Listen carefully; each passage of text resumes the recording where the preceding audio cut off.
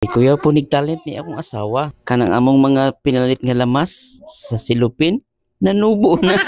Mao nang WhatsApp mga nyor. Karon ang ika-5th day sa ato ang multi-million kagraba nga kanal. Lipay kayo atong bugoy tungod kay na-approve na ang ato ang gi-applyan nga Suzuki WB nga sakyanan complete with LTO registration.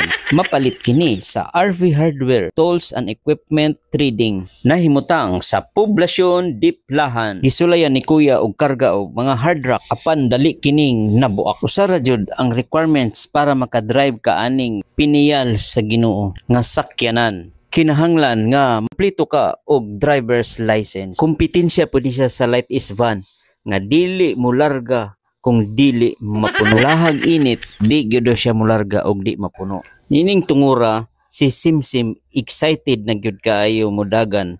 Apan si Kuya nagpadayon ra gihapon padaghan sa yuta para mularga. Atong makita nga si Simsim maayo na kaay mo pa-drive, mo paliko o muhabwa sa pulahon nga yuta. Nakabalo ba mo nga adunay importante nga nutrient ang pula nga yuta sama sa posporo, potassium ug magnesium nga makatabang sa paglambo sa mga tanom.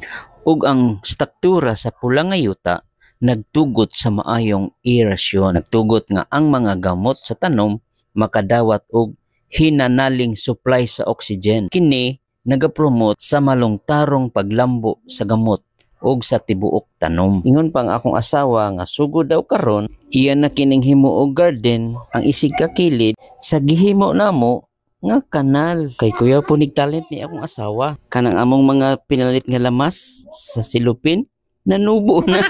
Mao nang ingon niya, perfect kuno kaayo ang garden. Og diri na lang ko kutob, babush,